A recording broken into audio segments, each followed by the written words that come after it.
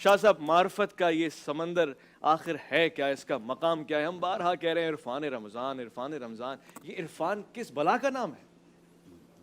بسم اللہ الرحمن الرحیم۔ ایک ہے خالق اور ایک ہے مخلوق۔ مخلوق میں سب سے اشرف اور اکرم انسان ہے۔ صحیح۔ اس انسان کو یہ حکم ہے کہ یہ اپنے خالق کو پہچانے۔ صحیح۔ اب وہ اس کے لیے قرآن حکیم میں فرمایا وَمَا خَلَقْتُ الْجِنَّ وَالْإِنسَ إِلَّا لِيَعْبُدُونِ، کہ ہم نے جنوں اور انسانوں کی تخلیق اس لیے کی ہے وہ ہماری عبادت کریں۔ حضرت ابن عباس کا جو تفسیری قول ہے اے لیعرفون، کہ وہ عبادت کا مطلب یہ ہے کہ اس کی معرفت حاصل کریں، کیونکہ اس کی عبادت حاصل کرنے کا ایک طریقہ اس کی معرفت حاصل کرنے کا ایک طریقہ عبادت بھی ہے۔ تو گویا کہ انسان کی یہ ذمہ داری ہوئی کہ وہ اپنے رب کو پہچانے۔ اب سوال یہ پیدا ہوتا ہے کہ وہ تو بے نشان ہے، وہ بے صورت ہے، اس کو کیسے پہچانا جائے؟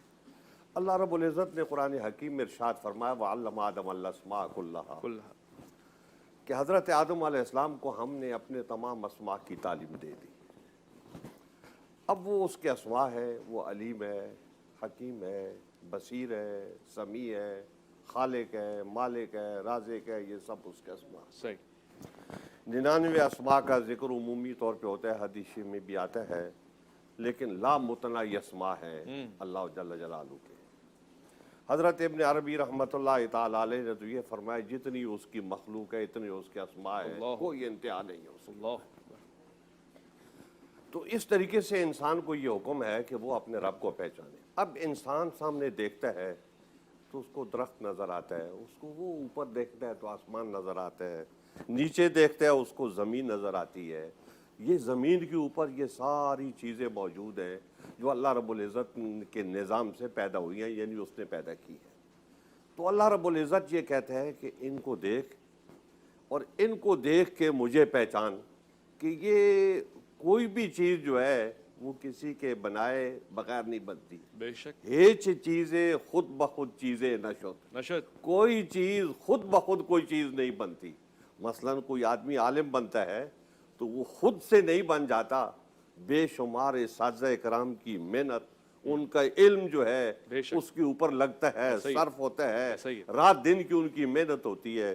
کوئی آدمی اگر اخلاقیات میں بلند ہے تو اس کے ماں باپ کی محنت اس کے اوپر ہوتی ہے، اس کے اساتذہ کی، اس کے دوسرے جو لوگ ہوتے ہیں بڑے، ان کی محنت اس کے اوپر ہوتی ہے، تو تب وہ اخلاق میں بلند ہوتا ہے۔ تو اسی طریقے سے جو چیز علم میں کوئی آدمی بلند ہوا ہے تو اس کے اوپر محنت ہوتی ہے۔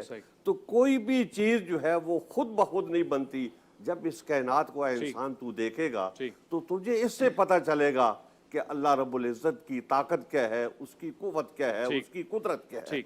اب مسئلہ یہ ہے کہ ہمارے حضرات صوفیہ کرام معرفت کی بات بہت کرتے ہیں، اور وہ یہ کہتے ہیں کہ ذات الہیہ کی معرفت جو ہے نا وہ نہیں ہو سکتی، اسماء و صفات کے ذریعے اس کو آپ پہچانو۔ اچھا، کہ اللہ رب العزت کو آپ پہچانو گے تو اس کے سمیع و بصیر ہونے سے پہچانو گے، اور اس کے خالق و مالک اور رازق ہونے سے پہچانو گے، تو یہ اس کے پہچاننے کے یہ ذریعے۔ اور دوسرا ذریعہ جو ہے وہ اللہ جل جلالہ کی عبادت ہے۔ اچھا، کہ آپ ڈوب جائیں اس کی عبادت میں۔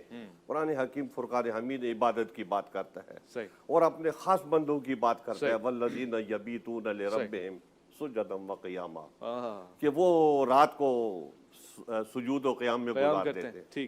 اب ایک آدمی ہے کہ وہ سویا، سونے کے بعد وہ اٹھ کے اس نے وضو کیا اور مصلی پہ بیٹھ گیا۔ اس کے گھر میں وہ اکیلے ہے، اس کے بیوی بچے ایک کمرے میں، دوسرے کمرے میں وہ بیٹھا ہوا ہے، کوئی نہیں ہے، تنہائی ہے۔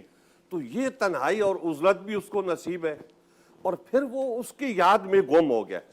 تو جب وہ اس کی یاد میں گم ہو گیا ہے تو یہی تو فذکرونی اذکرکم، یہی تو ہے بھائی، ماشاءاللہ کہ ماشاءاللہ، تم مجھے یاد کرو تو میں تمہیں یاد کروں۔ تو اب وہ اللہ تعالیٰ کے اسماء و صفات کے ذریعے اس کو یاد کرتا ہے، اور اللہ جل جلالہ کے اسماء و صفات کی جو تجلیات ہیں وہ اس کے قلب پر جو ہے نا وہ نزول فرماتی ہیں۔ تو جب اس کے قلب پر نزول فرماتی ہیں اس کے قلب کو ایک ایسی قوت ملتی ہے کہ جو دوسرے لوگوں کے ہاں نہیں ہوتی. ٹھیک ہے ماشاء وہ اللہ استعداد ان کے اندر موجود ہے کہ وہ قوت حاصل کر سکتے ہیں, صحیح.